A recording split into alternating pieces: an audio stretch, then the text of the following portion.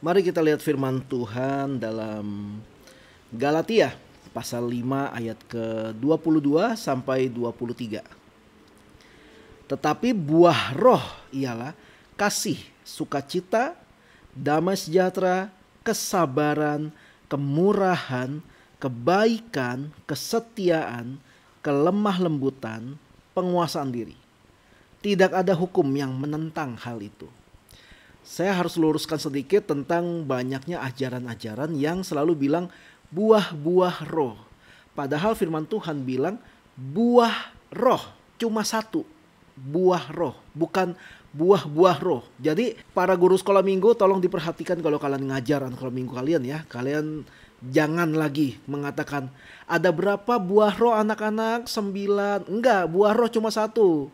Tapi memiliki 9 manifestasi di dalamnya. Yang memiliki buah roh ini, orang ini akan memiliki kasih, bersamaan dengan itu juga ada sukacita, ada damai sejahtera, ada kesabaran, kemurahan, kebaikan, kesetiaan, kelemah lembutan, penguasaan diri. Dan ini saya percaya diletakkan secara teratur sesuai dengan urutan. Kenapa harus dimulai dengan kasih? Kita tahu bahwa Allah adalah kasih. Jadi kasih kita miliki karena kita memiliki Tuhan atau Roh Kudus dalam hidup kita. Makanya kita memiliki kasih. Jadi orang yang tidak punya kasih, jelas orang itu gak punya Roh Kudus. Karena Roh Kudus itu Allah dan Allah adalah kasih. Tapi bukan sebagai sebuah penghakiman atau sebuah dakwaan. Wah, orang ini gak punya kasih, berarti dia orang sesat. Bukan. Justru ketika kita disadarkan kalau kita gak punya kasih, itu artinya kita gak punya Roh Kudus. Kita harus berdoa dengan sungguh-sungguh supaya Roh Kudus bisa tinggal dalam kita dan kita memiliki firman Tuhan. Dan saat itulah Roh Kudus akan tinggal dalam diri kita, yang artinya kita punya kasih.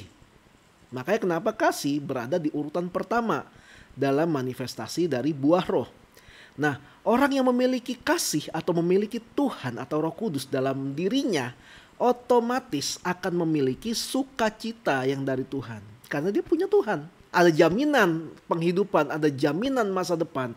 Makanya hidupnya akan penuh dengan sukacita. Dia tahu arah, dia nggak buta arah yang nggak tahu mesti gimana, mesti ngapain, ketemu siapa, nggak. Dia tahu, makanya dia selalu bersukacita. Nah, orang yang bersukacita pasti akan memiliki damai sejahtera dalam segala keadaan di hidupnya. Karena sukacitanya meluap, makanya dia paham. Dalam setiap keadaan ada Tuhan. Makanya dia akan memiliki damai sejahtera yang tidak terbatas dalam dirinya. Masalah mungkin datang, ujian ataupun semua tantangan pasti datang. Tapi dia nggak akan kehilangan damai sejahtera. Sehingga akalnya akan bisa terus berpikir cara yang terbaik. Dia nggak akan pernah kehabisan cara berpikir. Dia tidak akan pernah bisa sampai hilaf katakan. Karena dia memiliki damai sejahtera. Jadi ketika ada masalah yang besar sekalipun, dia akan duduk diam, duduk tenang, dia akan berdoa, dia akan cari Tuhan. Karena damai sejahteranya melimpah sehingga dia bisa mendapatkan jawaban yang tepat dan solusi yang tepat untuk masalah yang sedang dia hadapi. Damai sejahtera akan membentuk seseorang untuk bisa lebih sabar, punya kesabaran. Dan yang memiliki kesabaran, dia juga akan memiliki kemurahan hati. Ciri-ciri orang sabar adalah dia tidak akan terburu-buru dalam mengambil keputusan, terburu-buru dalam bertindak, karena dia sabar. Dia akan melihat dulu semua situasinya. Termasuk dalam hal katakanlah dalam hal memberi atau berbagi dengan yang lain. Karena dia sabar, dia sadar saya ini ditebus Tuhan bukan untuk diri saya sendiri. Saya ini dibenangkan oleh Tuhan bukan untuk menyenangkan diri saya sendiri saja. Saya dipilih Tuhan karena saya dipakai untuk menolong orang lain juga, untuk membantu orang lain juga dalam hal ini, dalam hal berbagi. Makanya orang yang memiliki kesabaran, dia pasti memiliki kemurahan hati. Hatinya tuh dia tuh nggak pelit, dia tuh nggak kebanyakan perhitungan. Ya perhitungan boleh, tapi kebanyakan berhitung, kebanyakan mikirin untung rugi dan sebagainya, sehingga dia hanya bekerja untuk dirinya sendiri. Dia mengumpulkan untung hanya untuk dirinya sendiri. Padahal firman Tuhan mengajarkan kita supaya kita jadi saksi Kristus. Bagaimana mungkin kita menjadi saksi Kristus yang benar kalau hidup kita pelit? Kemurahan hati menunjukkan kebaikan seseorang. Orang yang memiliki kebaikan padahal dia adalah orang jahat gitu ya, dia pasti menuntut sebuah timbal balik. Dan memang tidak dipungkiri kalau orang yang Misalkan saya berbuat baik dengan orang gereja saya punya setidaknya kalau saya berbuat baik dengan dia bisa jadi orang yang lebih baik. Jadi ada keinginan supaya lewat kebaikan saya orang ini bisa jadi lebih baik, sikapnya lebih baik, kehidupannya lebih baik, pola pikirnya lebih baik. Ada keinginan seperti itu. Tapi bukan untuk, kan gue udah baik, lu harus nurut sama gue, lu harus nunduk lu sama gue. Bukan itu. Tapi kalau orang jahat, dia berbuat baik supaya lu harus tunduk sama dia. Kalau enggak, wah kan diingat-ingat lagi, lu nggak tahu diri, lu dulu udah pernah gua giniin, pernah gua gituin dan sebagainya. Akhirnya diminta kembali, ya balikin lah yang udah pernah gua itu. Nah, kalau kita nggak bisa balikin, wah langsung berurusan dengan hukum dan sebagainya ya. Tapi orang yang punya kebaikan dalam dirinya dan dia murah hati, dia hanya bisa berhenti sampai di keinginan. Semoga kebaikan saya bisa membuat orang ini jadi pribadi yang lebih baik. Kalaupun orang ini ternyata, kok gak berubah jadi lebih baik sih? Ya akan ditegur. Kamu tuh jangan gini lagi, kamu tuh jangan gitu lagi dan sebagainya. Dan kalau orang ini tetap memilih untuk tidak mau berubah ke arah yang lebih baik, orang yang baik ini akan memutuskan untuk memberhentikan kebaikannya untuk orang itu. Dia akan kasih kebaikannya untuk orang lain yang lebih layak untuk dibaikin. Nah, orang yang punya kebaikan biasanya setia.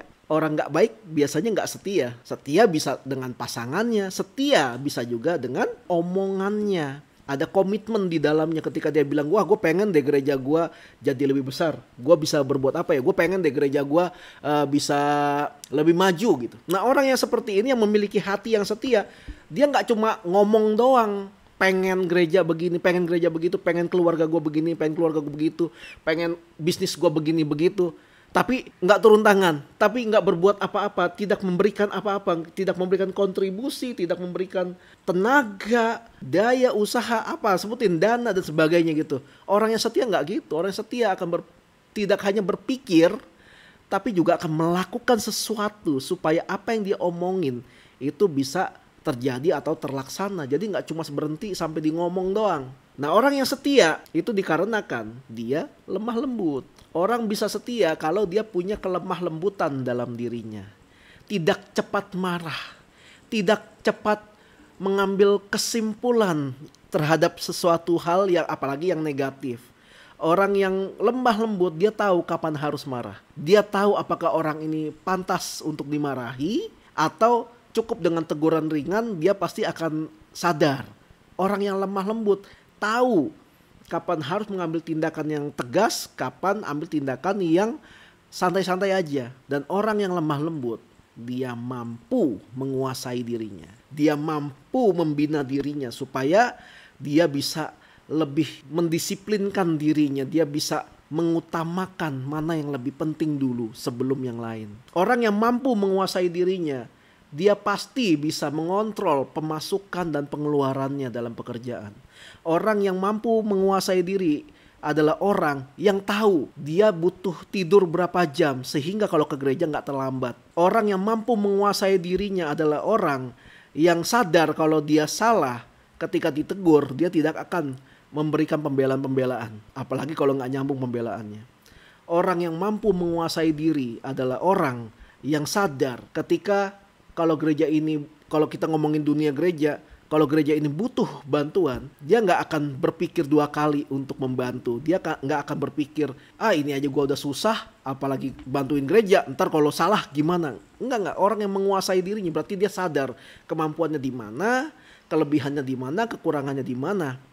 Tapi kalaupun toh dia punya kekurangan, dia akan bertanya sama orang yang lebih mampu dari dia, gimana caranya supaya dia bisa menutupi semua kekurangannya itu dan dia bisa kembali membantu gerejanya dan bisa juga membantu keluarganya dan bisa juga bekerja di tempat kerjaannya ataupun di sekolahnya. Semuanya bisa dilakukan karena dia menguasai dirinya sepenuhnya. Dia nggak akan terima nasib, dia nggak akan pasrah, dia nggak akan berhenti ketika dia melakukan sedikit atau sebuah kesalahan. Dia tidak akan jadi minder atau jadi jiper gitu karena sebuah kesalahan yang dilakukan, apalagi kalau itu nggak sengaja. Itulah orang-orang yang bisa menguasai dirinya sendiri. Jadi inilah buah roh yang Tuhan maksudkan. ada satu buah roh yang di dalamnya ada 9 manifestasi. Kalau kalian memiliki buah ini, otomatis kalian akan memiliki kasih, kalian punya sukacita, damai sejahtera, kesabaran, kemurahan, kebaikan, kesetiaan, kelemah lembutan, dan penguasaan diri. Apakah kalian sudah punya buah roh ini?